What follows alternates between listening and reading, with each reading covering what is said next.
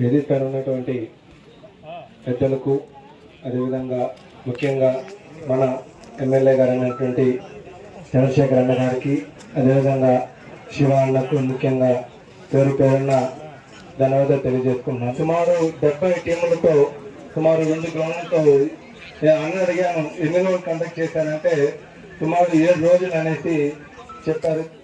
ఒక టోర్నమెంట్ జరపడం అనేది అంత ఆషామాషి కాదు. ఎందుకంటే ఇది ఒక వ్యక్తితో అయ్యేది కాదు, ఒక వ్యవస్థ ఉండాలి.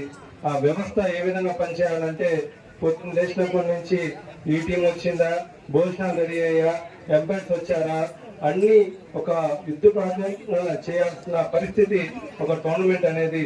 కాబట్టి సుమారు 7 రోజుల పాటు ఇవన్నీ కష్టపడినటువంటి ఇక్కడ ఉన్న ప్రతి ఒక్కరు కూడా పేరు పేరున కూడా ధన్యవాదాలు తెలియజేసుకుంటున్నాను.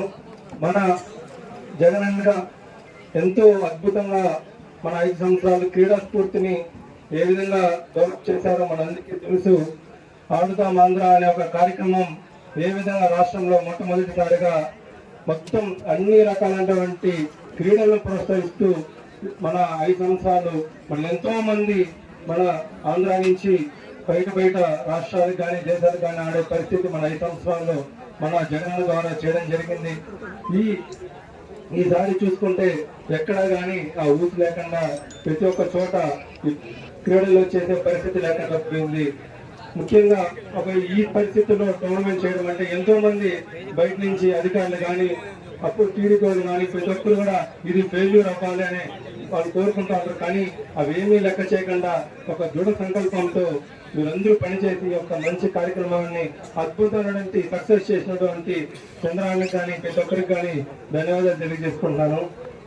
చంద్రని చెప్పారు, నేను నాన్నగారికి మీరందరూ కూడా ఎంతో ఆత్మీయులుగా మీరు నిలబడినారు. ఎందుకంటే కొత్త అయిన నాన్నగారిని మీరందరూ కూడా బాగా ఆదరించి మాకు సంబంధించిన ఒక కుటుంబ సభ్యుల్లాగా మీరందరూ కూడా మాకెప్పుడు ఉంటారని కూడా తెలియజేసుకుంటున్నాను.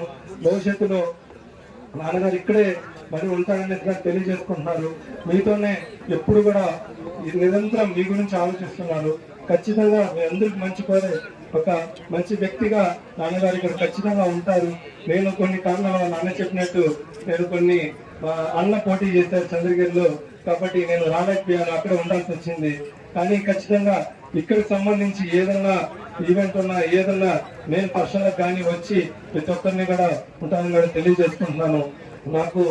ఈరోజు నాకు పొద్దున నాన్నగారు చెప్పడం జరిగింది, ఈ విధంగా మన ఎర్రగొండపాలెంలో ఒక క్రికెట్ టోర్నమెంట్ అద్భుతంగా జరుగుతుంది అనేసి అనుకున్నాను. చిన్న వయసు కానీ ఇంత పెద్ద టోర్నమెంట్ ఒక వ్యక్తి అనేది అంత ఆషామాషి కాదు. ఖచ్చితంగా ఇలాంటి టోర్నమెంట్ ఎన్నో జరగాలి.